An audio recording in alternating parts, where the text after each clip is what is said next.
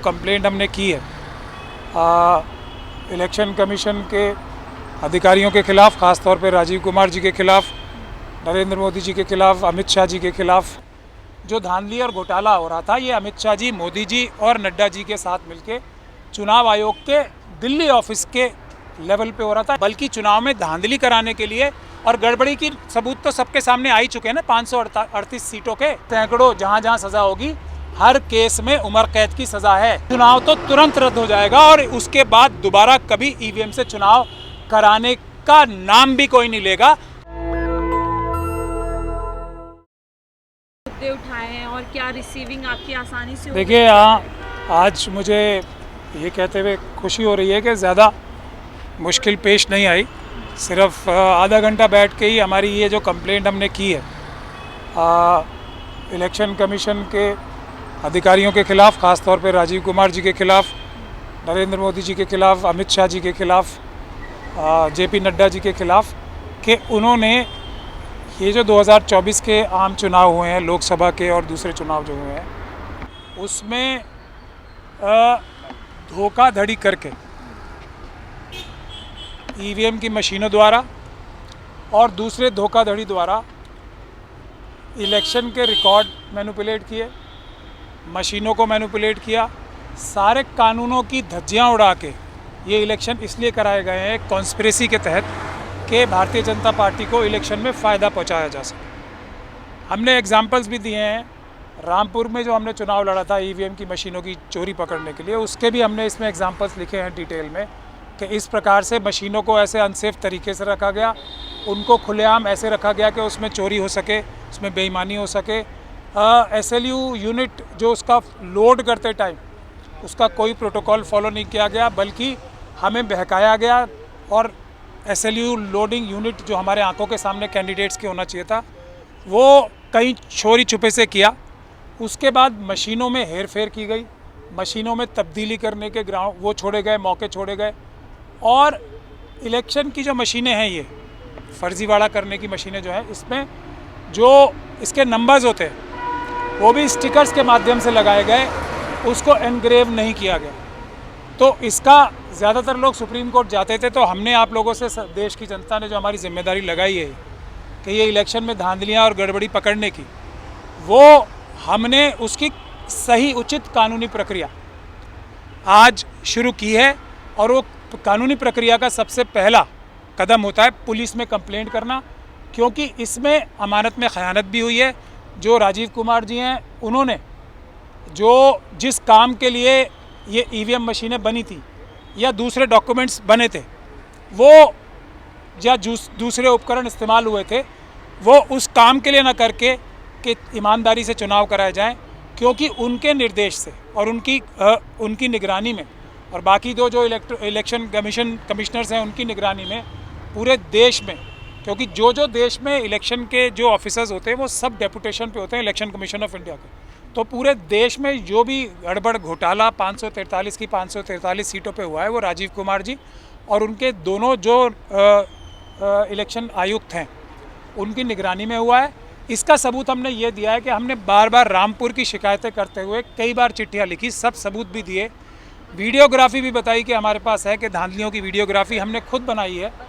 वो सब हमने लिख के दिया, तब भी कुछ नहीं हुआ। तो इससे ये बात साफ़ होती है कि ये जो धांधली और घोटाला हो रहा था, ये अमित शाह जी, मोदी जी और नड्डा जी के साथ मिलके चुनाव आयोग के दिल्ली ऑफिस के लेवल पे हो रहा था। इसीलिए पार्लियामेंट स्ट्रीट की जुरिस्डिक्शन भी यहाँ बनती है।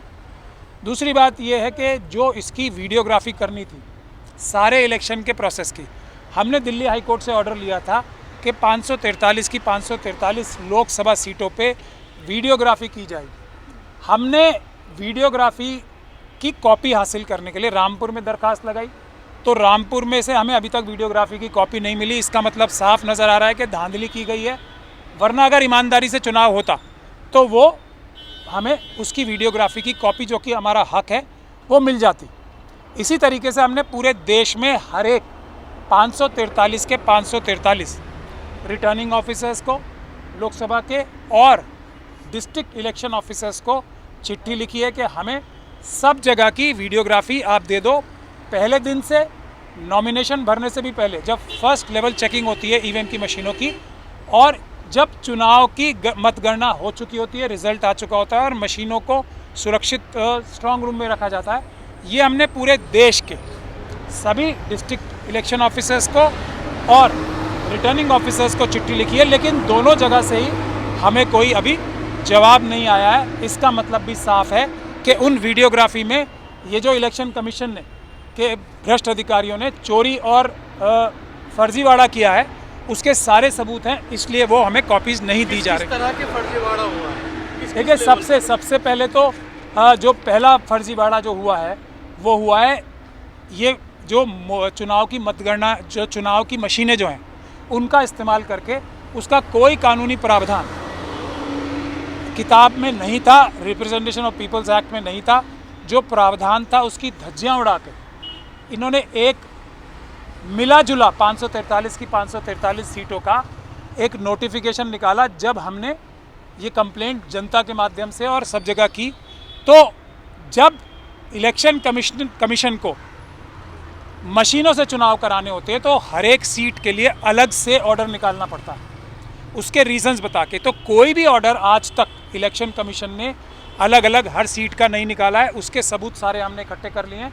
इलेक्शन कमीशन ने स्वयं हमें दिया है कि सारे देश के लिए हमने एक ही ऑर्डर निकाल दिया है, और बिना कोई ये वजह बताए कि हम मशीनों से चुनाव क्यों कराना चाहते हैं। तो पहला अपराध तो ये पकड़ा गया है, जिसके सबूत हमारे पास सारे हैं।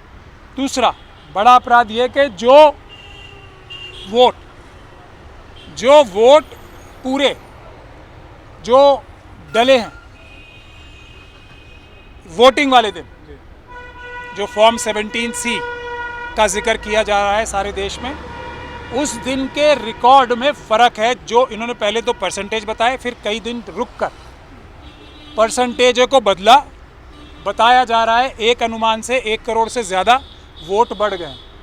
लेकिन दूसरा, अभी जो एक जर्नलिस्ट हैं उन्होंने जो एक रिसर्च की है इस बारे में, उसमें ये पता लगा है कि 538 लोकसभा की सीटों पे, 543 में से 538 लोकसभा की सीटों पे या तो जो फॉर्म 17C में जो वोट्स पोल थे, यानी कि जितने वोट डले थे उससे ज़्यादा हैं या कम है। अब मशीनों से तो एक वोट की भी हेर फेर नहीं हो सकती ना, यही मशीनों का सबसे बड़ा एक फ़ायदा बताया गया था। तो ये जो वोटों में फ़र्क आया है, इसका मतलब साफ है कि मशीनों में गड़बड़ की गई है। ये भी सबूत हमने अपनी FIR में लिखा है। तीसरी बात यह है कि जो फॉर्म 17C के डॉक्यूमेंट्स धोखाधड़ी करके छुपाए गए हैं, कैंडिडेट से भी और एक आम नागरिक से भी। एक आम नागरिक का भी हक है फॉर्म 17C की कॉपी प्राप्त करना, और इलेक्शन में जो कैंडिडेट्स हैं उनका तो पूरा हक है, वो भी नहीं दिए गए। ये भी एक अपराध है।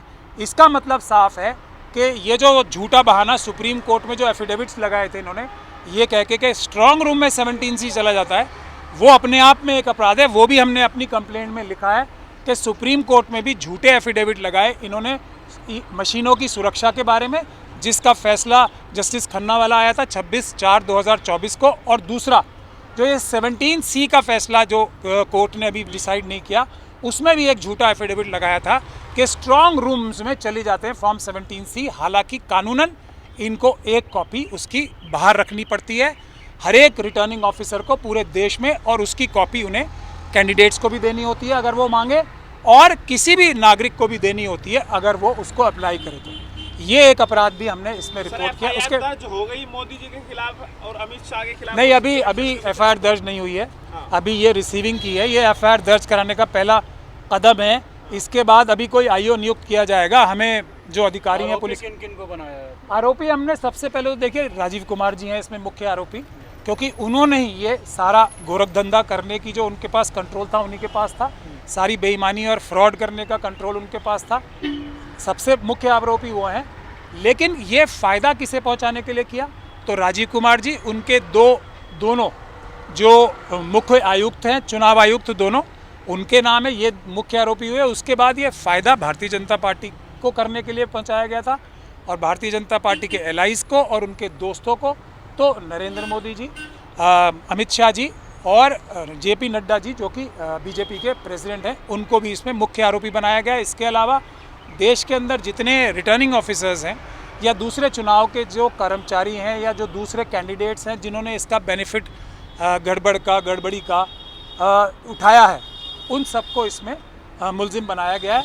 लेकिन हमारे पास भी बहुत सारे सबूत हैं। हमने ये गुजारिश की है कि ये जो वीडियोग्राफी की जो हैं, जो हमने एक बहुत बड़ा ऑर्डर दिल्ली हाई कोर्ट से अपने रामपुर के चुनाव की वजह से ही लिया है कि सारे देश में सभी लोकसभा की सीटों पे ये वीडियो रिकॉर्डिंग किस दिन से, जब फर्स्ट लेवल ऑफ चेकिंग होती है पॉलिटिकल पार्टीज़ के सामने, उसके बाद इलेक्शन की प्रक्रिया शुरू होती है, उस दिन की वीडियोग्राफी से लेके आखिरी दिन जब काउंटिंग होती है वोटों की, उस दिन की वीडियोग्राफी और उसके बाद जो सुरक्षित रखी जाती हैं मशीनें और वीवीपैट की पर्चियाँ, उस सब की वीडियोग्राफी 543 की 543 जगह सुरक्षित रखने का जो आदेश लिया था, वो आज पूरे देश के गड़बड़ घोटाले का सबसे बड़ा सबूत हमारे पास है, जो हमने रामपुर के चुनाव के माध्यम से प्राप्त किया है। तो वो भी पुलिस की जिम्मेदारी है कि सब जगह की वीडियोग्राफी रखें, फिर दूध का दूध पानी का पानी पूरे दुनिया के सामने हो जाएगा किस प्रकार का गड़बड़ घोटाला। जांच होती है और उसके बाद प्रधानमंत्री मोदी जिन पर आपने आरोप लगाया है और इलेक्शन कमीशन अगर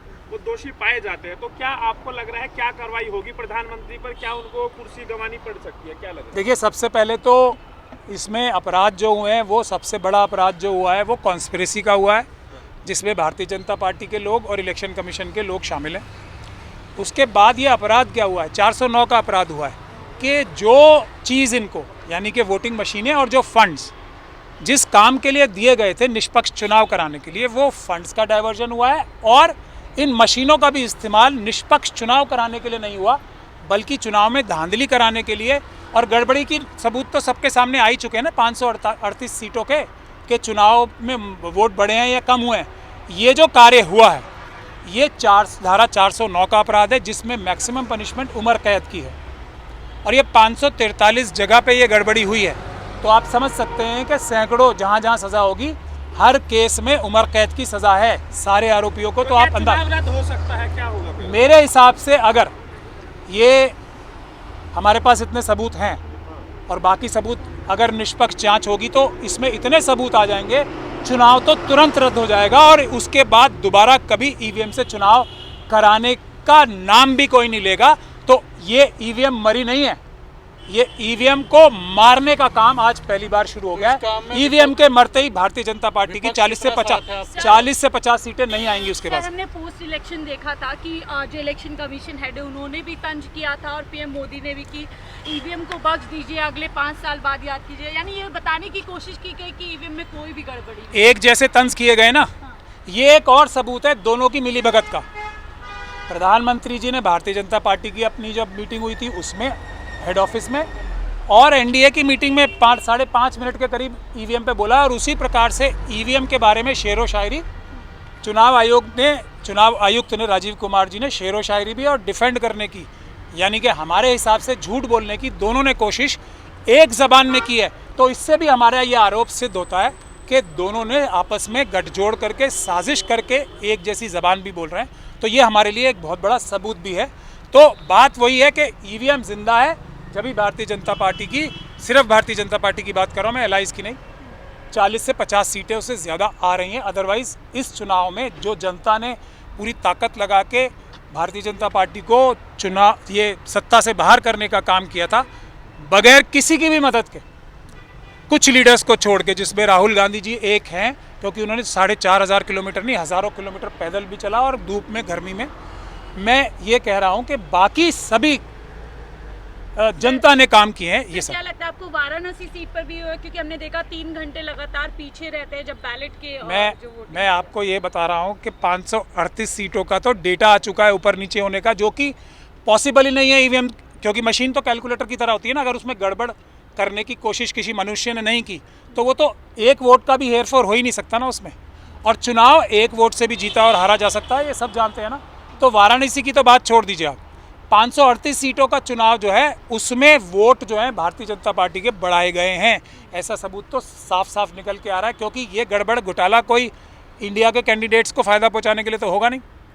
दूसरी बात ये है कि ये सबूत अब इतने ज़्यादा आ चुके हैं कि कोई भी बच नहीं पाएगा, मेरा ऐसा मानना है। हाँ, जो आपका सवाल है कि विपक्ष इसमें कितना साथ दे रहा है, अगर वो साथ देता तो ये चुनाव विपक्ष पूरी ताकत से साथ देता तो ये चुनाव ईवीएम के माध्यम से नहीं होते। आज भी हम आखिरी बात ये कहना चाहते हैं, आज भी कानूनी तरीका जो है चुनाव कराने का, आज अब अगर चुनाव होगा कोई भी तो वो है पेपर बैलेट से कराने का। जब तक के चुनाव आयोग अपना एक स्पेशल ऑर्डर नहीं निकालता रीज़न बताने के लिए, हर एक कॉन्स्टिट्यूंसी का अलग रीज़न बताने के लिए कि इसमें ईवीएम से चुनाव कराया जाना इसलिए ज़रूरी है, तो इतना बड़ा धोखा और धांधली देश में हो रही थी जब तक के हम लोगों ने मिशन सेव कॉन्स्टिट्यूशन की तरफ से 5 जनवरी को 2024 को इसको आंदोलन को देश भर में खड़ा नहीं किया। लेकिन ये आंदोलन जनता का आंदोलन है, हम सिर्फ जनता के नौकर हैं, जनता की आवाज़ पे काम कर रहे हैं। हम कोई ये बात नहीं कह रहे कि ये मूवमेंट हमने खड़ा किया है, ये जनता का मूवमेंट है। हम सिर्फ जनता की बात टाल नहीं रहे, हम जनता की बात को मानकर सर आंखों पे रख के इस लड़ाई को आगे बढ़ा रहे हैं। किसी भी व्यक्ति को पेपर बैलेट से चुनाव कराने में तभी नुकसान हो सकता है जब वो धोखाधड़ी करना चाहता हो, फ्रॉड करना चाहता हो, वरना कानूनी रूप से पेपर बैलेट से ही चुनाव होने चाहिए। ये सीधी सीधी बात है, इसमें कोई भी ढकी छुपी बात बची नहीं है। लेकिन सर प्रधानमंत्री जी ने धन्यवाद कहा था चुनाव आयोग को निष्पक्ष, बिल्कुल करना भी चाहिए। ईवीएम के माध्यम से जो चुनाव आयोग को धन्यवाद किया है, मैं मोदी जी के लिए बोलता हूँ ना हर बार, उनकी किसी भी बात के आगे ना लगा के पढ़ना चाहिए, जब ही उनका मतलब समझ पाओगे। निष्पक्ष चुनाव ना कराने के लिए वो धन्यवाद दे रहे थे, तो ना लगा के पढ़ना सीखिए, आपको सारी बातें क्लियर हो जाएंगी, इसमें कोई हैरानी की बात है ही। नेशनल दस्तक की आपसे गुजारिश है कि अगर इसको बचाना चाहते हैं तो नेशनल दस्तक को सब्सक्राइब करने के लिए रेड कलर के सब्सक्राइब बटन को दबाएं, फिर बेल आइकन की घंटी दबाएं। नेशनल दस्तक को बचाने के लिए बहुत जरूरी है कि हर खबर को शेयर करें, लाइक करें, कमेंट जरूर करें।